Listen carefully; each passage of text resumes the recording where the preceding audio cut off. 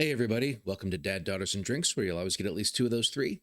Today you've got me, the Margarita Kid. I am drinking some Indian whiskey that a friend of mine from work gave me, and we are going to be watching Chapter 2 by Ren. So if you haven't watched Chapter 1, you probably shouldn't watch Chapter 2, although I can't necessarily say that they're going in any kind of, chronological order. Uh, I've only seen the first one. It was more around, kind of some origin story things, but mainly I would say the topic is around his friend Joe. What the topic of chapter 2 is going to be, I don't know. Again, I don't even know if they're chronological or if he's just picking different, kind of topics in his life and then focusing on those. Um, I have seen the Troubles video. Um, I believe Ren released 8 chapters, which is, it seems like he's going to be sitting down and just reading um, something that he wrote. I don't know if it's like chapters in a book or what they are, or if he's just called them chapters because that's how he's releasing them. But they're never actually going to be published. I don't know. But they seem like they led up to the release of the video Troubles, which was largely just kind of a summary of his struggles that he went through in a very fantastic artistic storytelling way that he does. And so I'm going to try and catch back up on those. I was traveling the last couple weeks and I didn't really have much of a chance to do any recording, so I'm a little behind. So I'm looking forward to catching up on all of these Ren chapter stories, and there's a lot of other good music out there too I still need to listen to. But for now, Ren chapter 2.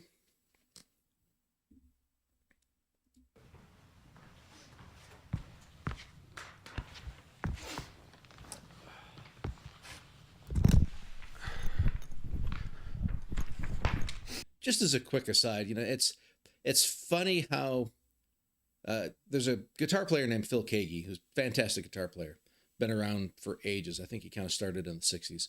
And I saw a live video of his at a big kind of concert festival once, and I think he had like song lists on the stage that started blowing around, and he was chasing them around, and he caught it, and he goes up to the mic and he says, "It's funny how the older I get, the less professional I get." And in a way, I think a lack of professionalism almost kind of goes along with being somebody who's really achieved a lot and is very professional, because I think when you're starting off, you have to make sure everything's just right. You've got, your microphone here. There's times where I'd start reacting and realize that my microphone, it's on a little swingy arm thing, was over there, and I'd have to start the whole thing again. Just because it was like, I don't know, embarrassing that I didn't do something right. And I think when you've got to the point where you can just leave the mic on the floor, walk up, grab it, and start going at it, like, you're kind of focusing on what you're doing as opposed to trying to be overly professional or something, which I think is really cool. Clearly, this is the same, location. I guess it's his flat in Calgary, where he did the Fred Again mashup, and also Chapter 1, I assume the others as well. A year of living in a nightmarish purgatory does strange things to your psyche. I was still trying to push through university, but I found myself missing many lectures to stay in bed. I started noticing more unusual symptoms creeping in, a strange buzzing sensation in the soles of my feet. My vision started looking like fuzzy television static, something that I later learned was called visual snow, something with no known origin. My calf muscles started constantly twitching and spasming. At any moment, they wouldn't go longer than 20 seconds without twitching, and that can drive you a bit nuts. All these symptoms I still live with to this day. You just become very used to tolerating constant discomfort. It becomes kind of the norm and kind of becomes like an annoying, unsettling radio static in the background of existence. It's easy to forget, I think, that he still deals with all of this, right? We see him in interviews and he seems great and doing, these live performances and the one shot takes and things. And he always seems so kind of, like totally with it. And then, every once in a while, typically in an interview, like when this topic comes up, you'll see him crack a little bit.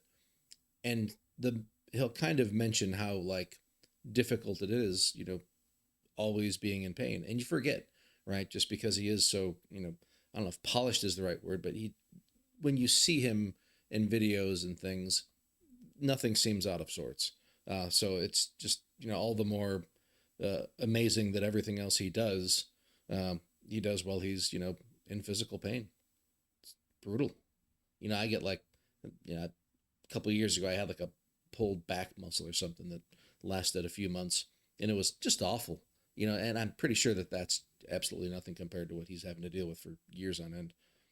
I stopped taking my antidepressants after having cycled many different kinds. None of them helped. All of them gave me some new kind of symptom or side effect like insomnia, dry mouth, heart palpitations, no libido, etc.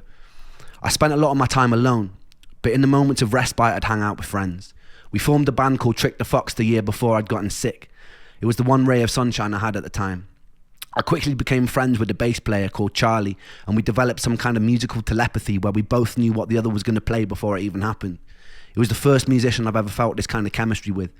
I became a kind of third wheel in his Momoko's relationship. With time, Momoko became like a sister to me. I don't know who Momoko is. Is that like Charlie's girlfriend? Was she a third person in the band or something? Um, that's not a name I don't think I've heard before. Um, I'm interested in the timeline on this because I know I had heard that at the time that he was doing like his initial recording sessions for uh, Freckled Angels, I think he had signed on with Sony at that point. And that's right around the time he started getting sick. And so here it sounds like he's talking about getting sick right around the time he's doing these Trick the Fox things. A little bit of a tongue twister. And so I'm wondering, and I even think like some of the songs on Freckled Angels, like Streetlights, for instance, I think if you watch the live performance of that, there's a video of it, and I think he's playing with Trick the Fox at that point.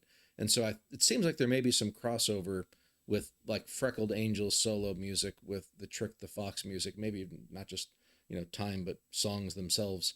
Uh, Maybe I'm missing something on that, but that's kind of what's going through my head on this. But he hasn't mentioned any of the Sony stuff at this point, so I'm curious if that might be in a different chapter or something.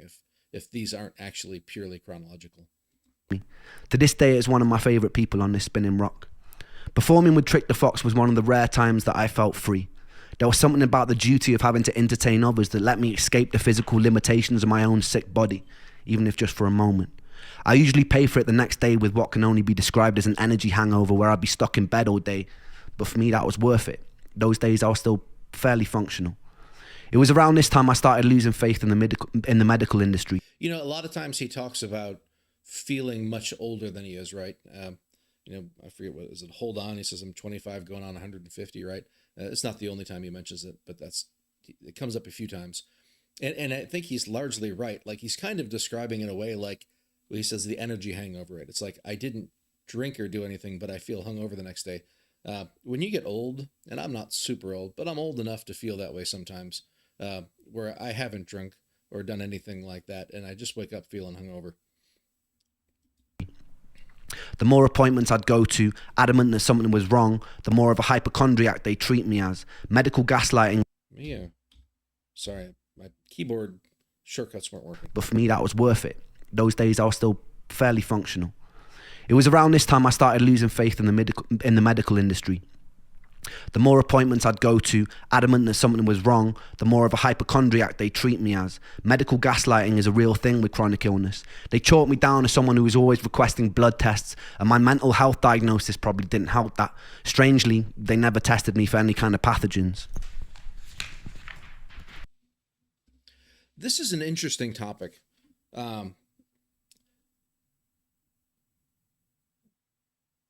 He mentions, his faith in the medical industry, lessening, and medical gaslighting and things. I don't think gaslighting is the right term to use there, because I think gaslighting kind of indicates a certain like intention, right? They're purposely trying to make you think reality is different than what it is. Um, Whereas that's not exactly probably what they were trying to do. I've seen so many reactions of Wrens and some other people as well, where there's usually like a violent, uh, you know, reaction to the medical community as this, kind of monolith of evil. And I would break it up into a few different pieces. I would say in general, you've got like the insurance companies, big pharma, and then, I'll just call it doctors really. And it's kind of referring to, the body of medical healthcare professionals, but I'll just say doctors to keep it short. Insurance companies, I think we all know and can agree, are evil. No real reason to discuss that any further.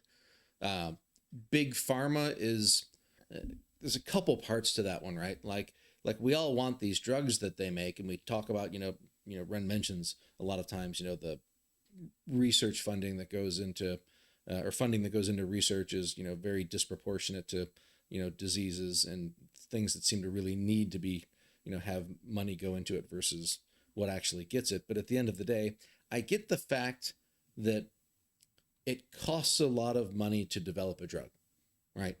Like a huge amount, like billions and billions and billions and billions of dollars, right? And that's even for like the one that's successful, never mind, the 1,000 drugs that they tried to develop that weren't successful, and it was just a big waste of money, right? And then so you go, okay, we've got all this huge amount of money that we've had to invest just to get one drug working, and then we're lucky if we get like 5 to 7 years of like money from that before the generics come out, and then once the generics come out, we're not going to really be making much of anything on it, right? So I get the fact that there are some financial reasons why medications may cost a lot of money, especially when they first come out.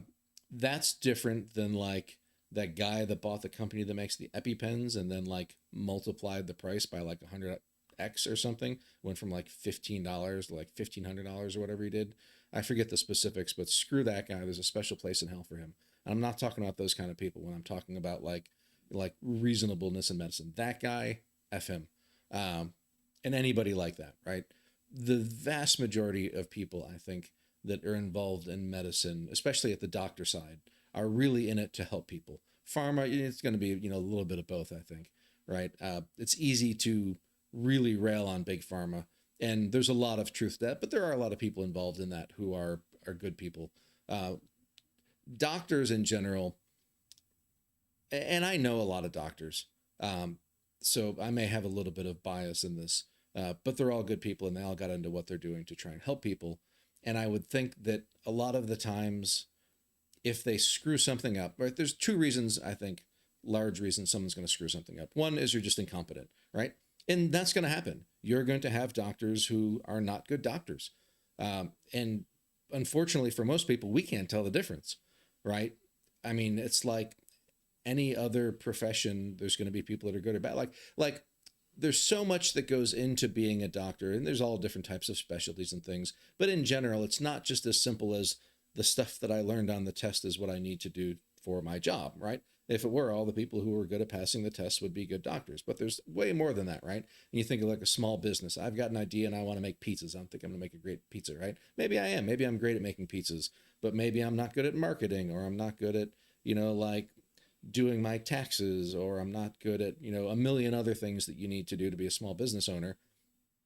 But just I was good at pizzas, right? Doctors is kind of the same thing. I was great at taking tests and memorizing things, but when it comes down to it, maybe all the other things I need to be good at in terms of patient care and navigating the health insurance system or whatever it might be, depending on if you're in a country that has, kind of a insane, type of medical system like we have with all the insurance stuff versus socialized medicine, which has a lot of positives in terms of who gets to be seen and not having to worry about not paying for things, right? There's obviously negatives that go along with that, so you can, balance those however you want. But ultimately, you're going to have people that are just not very good. Now, you are going to have some unethical people, right? And I don't think that's specific to doctors. I mean, you have cops that are unethical. You've got judges and lawyers and, electricians or mechanics. How many people have you, heard tell stories of, somebody brings a guy brings a car into a mechanic shop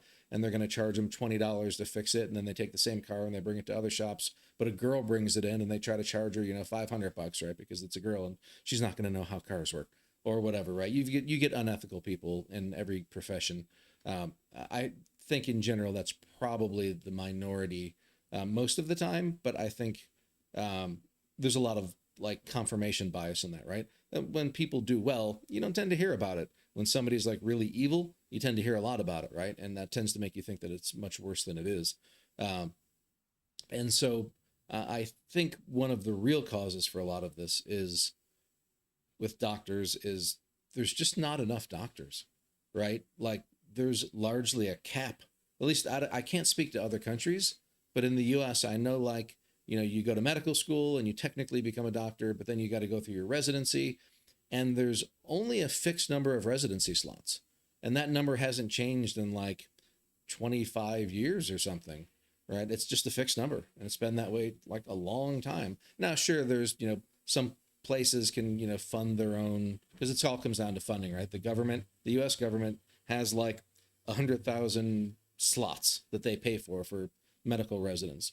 Sure, universities or medical centers, whatever, can fund one or two, specialized things if they want to put the money in. But usually, most places are just going to limit the number of residents to whatever the government's going to pay for, which means every year the population's growing, immigration's growing, the number of people that are going to need medical care are growing, but the number of doctors is staying reasonably fixed. And this means that the amount of time that doctors have to see patients is getting smaller, right? And so you're lucky if, as a doctor, you have 15 minutes to see a patient and try and figure things out, right? And so you think about it, you've got like the most complex like organism in the universe, pretty much, as far as I can tell. And there's something wrong with it, and you get 15 minutes to figure it out and come up with a solution to do it, right? And that's not even counting all like the administrative, paperwork and notes that they have to write and insurance filings and, prescriptions they have to call in and all these other things. There's a lot of stress on doctors time-wise that prevents them from spending the time that they want to be able to spend with patients to actually be as thorough as they can be.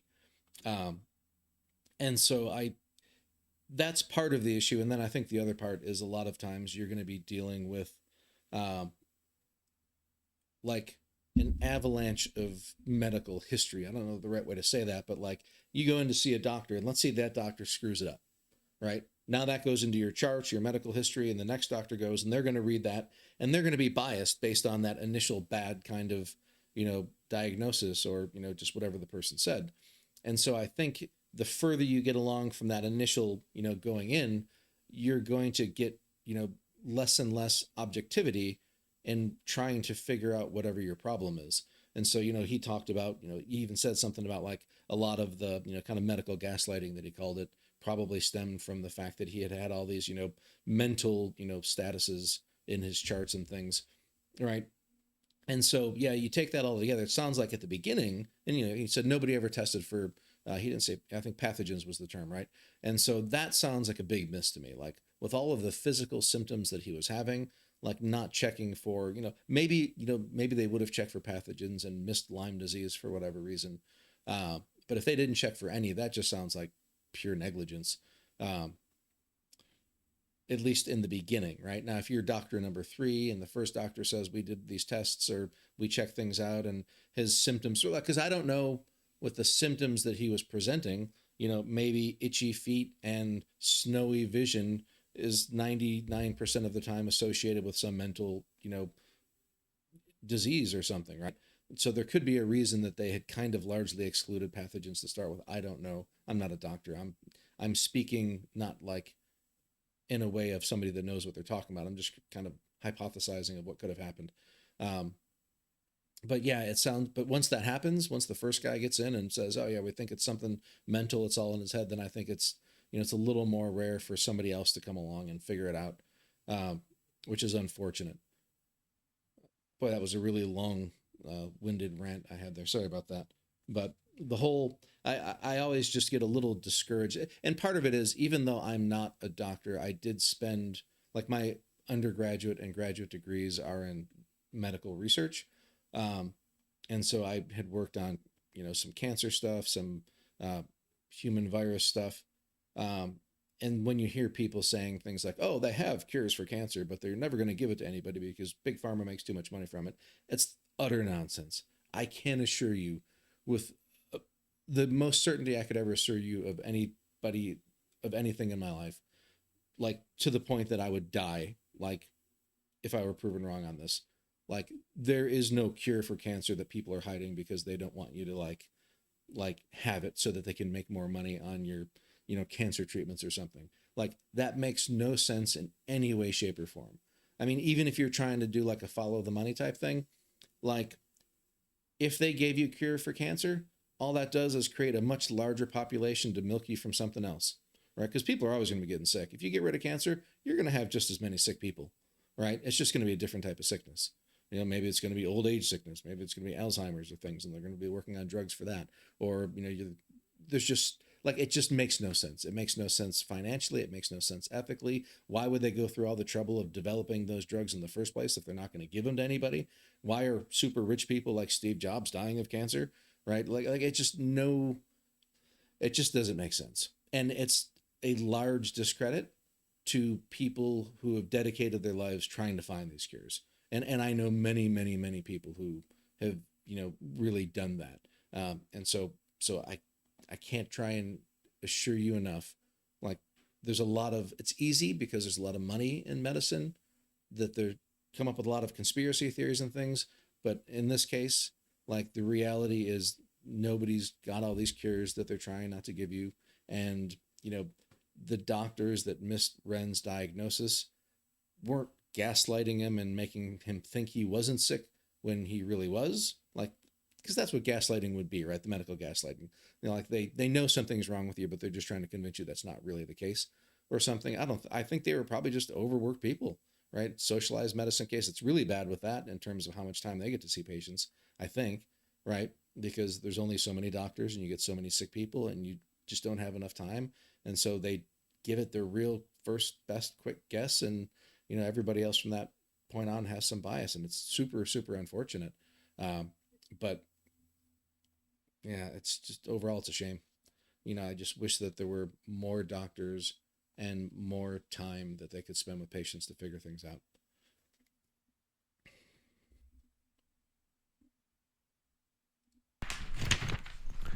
I decided to embark on a precarious journey into the Russian roulette chamber of Dr. Google. I would type in the most predominant symptom of the day, and Dr. Google would tell me that I have a rare disease and I'm probably going to die. With time, I sharpened my search engine axe and refined what I was looking for. I dived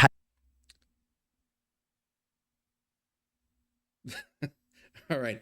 I realize this isn't a real search result, but it is pretty funny that he says, "I feel tired," and the number one thing that pops up is, "You're going to die," with the skull and crossbones. Like that was really fast flash, but that was really funny. With time, I sharpened my search engine axe and refined what I was looking for.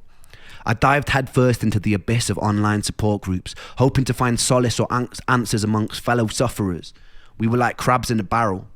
Very rarely someone would find their silver bullet and announce what it was that cured them. Hundreds of people would follow their protocol, some with mild success, but most of us will still remain trapped. I joined as many online support groups as... I think one thing this does highlight, actually it highlights a whole bunch of different things. I'm going to try not to go down to too many rabbit holes, but it does highlight that certain types of conditions or, like symptoms can have so many different causes, right? And so what works for one person might not work for a different person, which kind of almost goes back to that curing thing, like a cure for cancer. What does that mean? There's like, a million types of cancers, and every one of them is probably going to have a different cure if they ever, figure out how to cure all of them. But it's not going to be a cure for cancer. It might be a cure for breast cancer, and even then it might be a cure for certain types of breast cancer or whatever, right?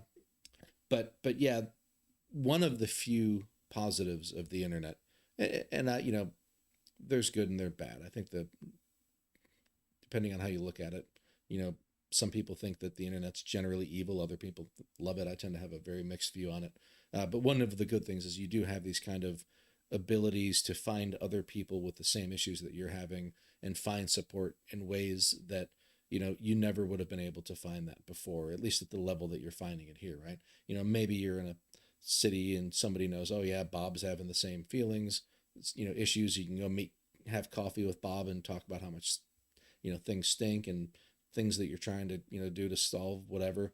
Now you can all of a sudden go on and find a user group with 10,000 people all having the same symptoms as you. And, little by little, hopefully people are figuring it out and saying, here's what worked for me, and it'll work for some of the people, not everybody, but, as you're chipping away at it, maybe eventually everybody can get helped. As I could. It was a bit like the beginning of Fight Club, except instead of faking conditions to feel accepted, I was desperately hoping I had those conditions so I could cure myself and get the fuck out.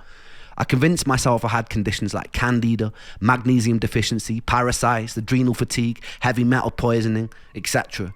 At the time, he did have parasite, right? I felt like I was single-handedly keeping Jeff Bezos in business. While most students were spending their student loan... Jeff Bezos? Amazon? Was he talking about like ordering all of the pills and supplements and things from Amazon? Single-handedly keeping Jeff Bezos in business. While most students were spending their student loan on drinks, I'd spend mine on the supplement or protocol of the week. Aside from Ren's story, just the statement that everybody's spending their student loans on drinks is kind of funny. Sorry, but Mike. While most students were spending their student loan on drinks, I'd spend mine on the supplement or protocol of the week. I'd follow whatever herbal or supplement protocol was suggested, sometimes noticing mild improvement and sometimes getting a lot worse, most of the time feeling nothing. A story would pop up on one of these groups like, after I did a 30-day parasite cleanse of wormwood, cloves and garlic, all my symptoms disappeared. I'd read a story like this, get full of hope and put myself through a grueling 30. You know, there's sometimes going to be some grain of truth in strange, like what they call them, homeopathic medicine type things, right? Where you're eating weird, barks and whatever, making teas out of them. In fact, that's where like a lot of, I don't want to say a lot, but some like modern medicines came from, like aspirin. I think they, went back to some witch doctors that were brewing something from tree barks or something and worked out what the chemical was that was working. I don't know if that's exactly what it was, but I'm pretty sure aspirin, that's how they figured it out, was from some, kind of traditional herbal cure. But just always remember that any alternative medicine that is actually proven to like help people is called medicine. 30 days, which would often result in a worsening of symptoms. My body felt even sicker and weaker, but I'd stick it out because I was told that this was a good sign. The parasites are dying. I peered into the toilet bowl and valiantly waved goodbye as I flushed their imaginary corpses into a watery abyss. At the end of the 30 days, I'd be left with a lighter wallet and all my symptoms still remaining. And if that didn't work, I remember when my mom got cancer and she would take these shark cartilage pills. And I never understood that. People would say, well, sharks don't get cancer. So? Like, what does that have to do with their cartilage? Like, why do you think their cartilage is what's making them not have cancer? And even if it were the case that somehow magically that was somehow the prevention, why do you think sticking it in your stomach where it's going to be ripped apart by, acids and things before it's ever, it just made no sense to me. Like, people do the strangest things and it's just all the biggest scam. I shouldn't say it's all the biggest scam because I'm almost treating alternative medicine in the way that I was saying regular medicine shouldn't be treated. Like, I'm sure a lot of people believe these things and some of it may have some grain of truth, but it would just be a grain. I think most of the time in this situation, what you are either dealing with are people who really are charlatans doing the kind of snake oil sales type stuff, shark cartilage and all these things. Or it's people who really believe what they're saying. And again, it's still probably not going to be true. And I think what you may run into a lot of times is, somebody had some illness, whatever it is, right? Maybe it's cancer. Somebody says, oh, you should take shark cartilage and it's going to cure your cancer. So they start taking shark cartilage and their cancer goes into remission. Now, the reality is the cancer went into remission for reasons other than the shark cartilage. But as humans, causation and correlation are very, on the surface, easy things to understand the difference between them. But in practice, we do tend to always view causation and correlation incorrectly. And so people say, oh, I took the shark cartilage and it cured my cancer. And they get online to these user groups and say, I took this shark cartilage and it cured my cancer. And then it ends up propagating a lot of, false hope and things, which is unfortunate. Now, maybe some people need the hope, give them a little extra hope. I'm not going to say that that's, not necessarily a bad thing or a good thing, but either way, it's going to cost a lot of people a lot of money that they probably don't have. Move on to what was next. Maybe I have seasonal affective disorder. All right, so I'd get on the internet, order a light, stare at it for 10 minutes a day, and to my big fucking surprise, still have all my symptoms. The only thing that light illuminated for me was that I was desperate enough to buy a glorified table lamp. Mm-hmm. I kid you not when I say that over the years I probably have taken nearly every dietary health supplement known to man. One of the most grueling self-treatment courses came when I did a round-the-clock heavy metal chelation. I would take a supplement called ALA and DMSA, which supposedly shuttled mercury molecules out of your body through a process called chelation. I would have to take the pill once every 3 hours around the clock, which meant setting multiple alarm clocks to wake up and take them. The supplements came with their own side effects. I remember one time standing in a supermarket and feeling like the sounds and lights were so bright that I couldn't even bear to be in there. I stuck with this protocol for a whole year with no luck. Could you imagine not sleeping more than 3 hours alone? Like, imagine everything else is fine and you're just having to wake up every 3 hours to take a pill for an entire year. How awful that would make you feel. Like the kind of sleep deprivation and all the negative things that would go along with that. And then you put on top of that all of the side effects that would be coming from those, crappy, chemicals that he was taking, and all of that on top of all of the other sicknesses. I mean, it's just brutal. I was still coming to terms with the death of one of my best friends during this time too. I was too sick to hold down any kind of stable job, so I was mostly living off my student loan. Welsh students study in England also weirdly get given a small sum of money just for being Welsh, or almost like a "we're really sorry that you're Welsh" sort of condolence prize. I've always prided myself on my financial independence, so whenever I could, I'd get out on the streets of Bath and I'd busk. I remember the very first time I did. I had my guitar in hand, I perched myself on a bench, took a deep breath, and then bared my soul to the jury of the street, and it was exhilarating. People sometimes ask me what music means to me, and it means life. This was usually the one time I felt like I didn't want to die. This was the one time I could feel a resemblance of something that resembled spirit, that resembled my soul, that resembled me. I even found myself cracking jokes with onlookers, which for someone dripping with social anxiety at the time was huge for me. It was March, roughly 3 months after Joe had died, and I was sitting on a bench in Bath with my guitar singing into a busy street. And this is when I would meet the first angel of this story. I'd see 2 more angels years later. I'm just going to pause for a quick second and say, I've done a small amount of busking in my life. I'm not, a talented individual, but if you're near a beach and you have a guitar, you might as well sit on the boardwalk and open the case up and play a few songs, see what happens. I think I made like $3. I don't know. I was in like college, maybe. Wasn't even intending to do it, but it is a lot of fun and it is kind of exhilarating when you get people standing around and watching. It's fun. It does make you feel a little bit more alive. All right, 3 angels, 1 now, 2 later. One in the guise of a homeless man, one a doctor cheating death in the Beverly Hills clinic, but that bit will come a little bit later. The angel was walking on the opposite side of the street with a mother. They both stopped to watch me for a moment. I saw her mum whisper something to her. The angel turned bright red and she giggled and they shyly approached. We got talking and the angel asked where I was from. I told her that I grew up in Wales in a small village that was once described in a local newspaper as being worse than an Iraqi war scene. I told them they would have never heard of it. They looked surprised and they said they had family there. I asked which part and it turned out to be the village that I grew up in.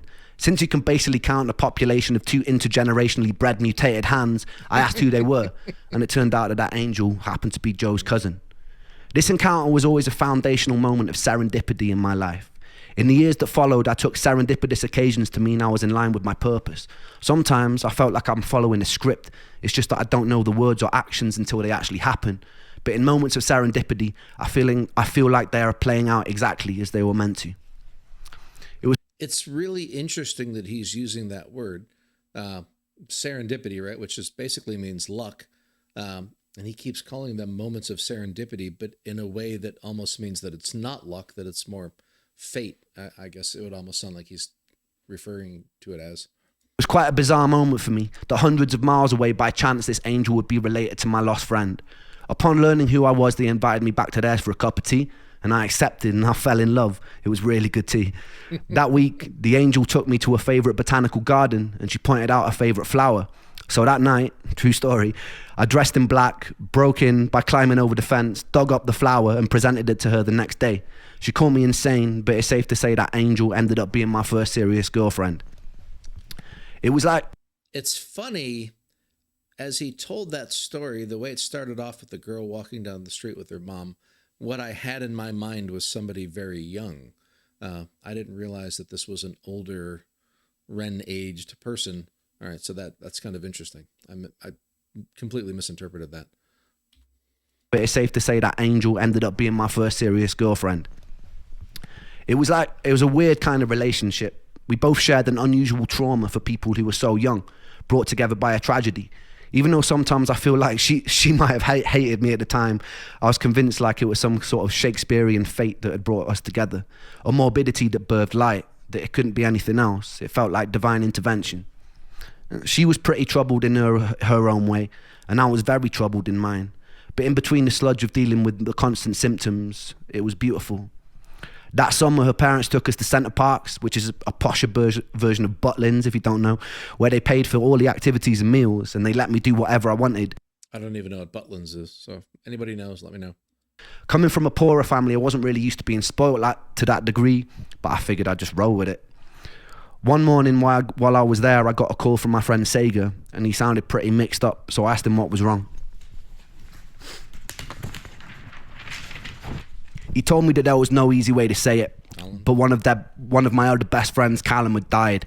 He'd gone cliff jumping in the same cliffs we used to jump off as kids.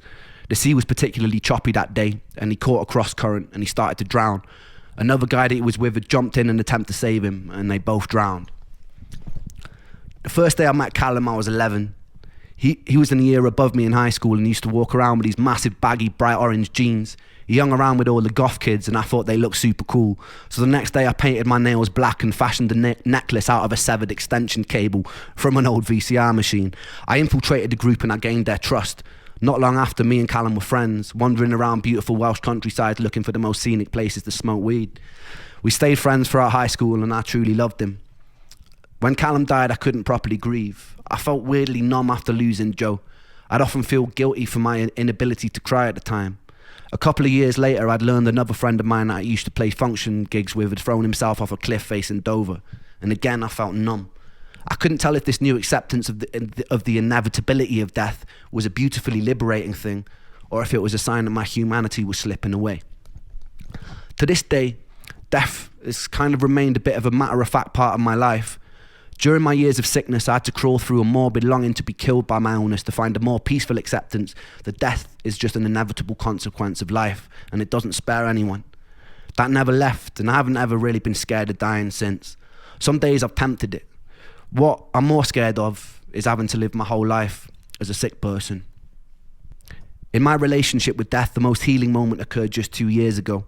My grandmother, who I loved to pieces, was dying, but I actually got the chance to say goodbye this time, to hold her hand, to thank her for being alive. I remember not long before she passed, she was lying in a hospital bed, and she was very weak and very pale, barely able to open her eyes. I asked how she was, and it seemed like a stupid question as soon as it left my mouth. She paused for a long moment, and she turned her head to look at me, and she opened her eyes, and she smiled, and she said she felt happy. And it was just one word, happy, which was simple, and it was beautifully profound. And that was one time I'd gotten a chance to say goodbye. And it was the first time that I hoped that one day I would die happy.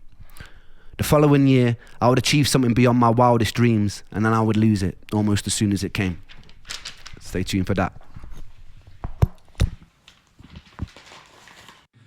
I don't wanna hear no words today, because they pull me under. In the castle of my room I'll hide away from the outside thunder. Gonna lock my troubles outside of this door, 'cause today it's just me and these four walls. I said I wanna run away, fly to another place, fly to another place, say oh. Said I wanna run away, fly to another place, fly to another place. The light that I hold, it turns to grey, and that makes me wonder, will I always feel this way? So far under, but I'll put my soul on show for everyone to see, 'cause even though it's bruised, I know it holds such beauty. I said I wanna run away, fly to another place. When I hear like these kind of Trick the Fox songs or some of the other ones on Freckled Angels, it kind of reminds me of how most of Ren's music is very unconventional. Even, when it's not going to be, something rap, if it's singing, right? You think of a traditional band, right, where you might have a guitar player, maybe two, you have a bass player, drums, there's kind of a certain structure to the song. this is kind of following that as well, right? You might have your choruses and pre-choruses and things. You don't have a whole lot of Ren songs that follow that type of a structure. Even the ones that might be a little more like singing focused still generally don't just have what you would think of as a standard structure. And sometimes I forget about that until I hear him actually playing something with what 99.9% of other musicians would actually use as their song structure. Fly to another place, say oh. I said I wanna run away, fly to another place, fly to another place. Nobody here but me today, but that makes me stronger, 'cause I wash away the pain under sheets of feather. Gonna lock my troubles outside of this door, 'cause today it's just me and these four walls. I said I wanna run away, fly to another place, fly to another place, say oh. I said I wanna run away, fly to another place, fly to another place, say oh. I said I wanna run away, fly to another place, fly to another place, say oh. I said I wanna run away, fly to another place, fly to another place. I crave relief in solitude. I search for peace, but pain pursues. Please something, just free me, give me some truth. My head is a prison, I need to move.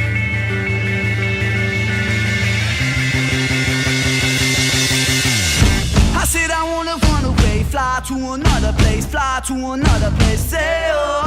I said I wanna run away, fly to another place, fly to another place. I said I wanna run away, fly to another place, fly to another place, say oh. I said I wanna run away, fly to another place, fly to another place. I said I wanna run, I said I wanna run, I said I wanna run, hey oh. I said I wanna run, I said I wanna run, I said I wanna run, hey oh. I said I wanna run away, fly to another place, fly to another place, hey oh. I said I wanna run away, fly to another place, fly to another place.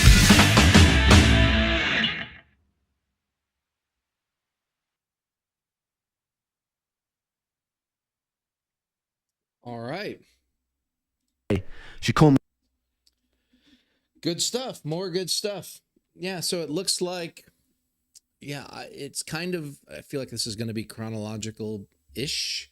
A little bit of jumping around, but we've seen Angel number 1 out of 3.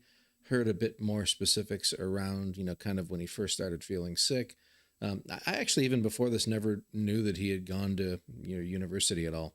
I wonder what he was actually going for. I don't think he said in the chapter 1 or 2.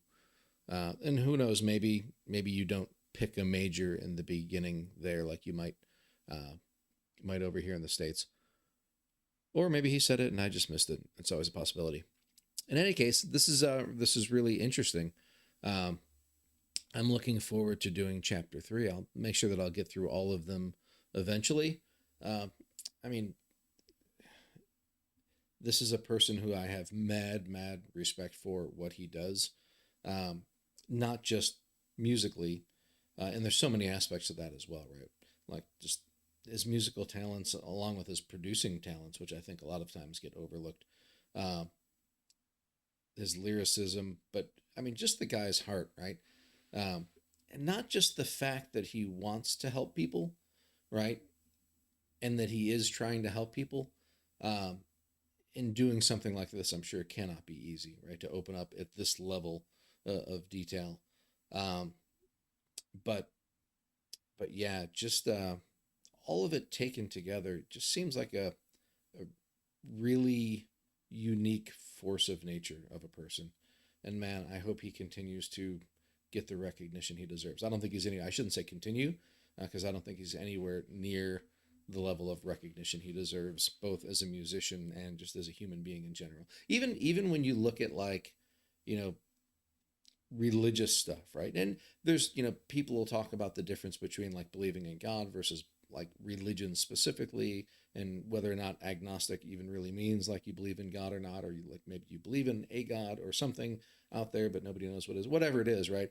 He's always been very respectful to everybody else and their religious, kind of beliefs. I don't think, he's one of those people that's like, oh, you believe in, Christ, you're an idiot. None of those things. Like he's very much I feel like he practices what he preaches on a lot of things. And he's very respectful in those kind of ways. And even when he's talking about money game type things, and he'll, talks about point the finger at ourselves, or at the end of Sick Boy, where he says, um, you know, I'm doing the same, right? He's also even very careful to not seem to be too hypocritical about things that he's calling out, um, because we all a lot of times, aren't really the ones to, be blameless to cast the first stone. Great guy, man. I still have to find something about him that I don't like. Not that I'm looking for it, but I don't think I'll ever find one. Just amazing. Good stuff. Anyway, thanks if you made it this far. God bless you. Love you guys. I will see you again on chapter 3 or whatever the next video is. Take care.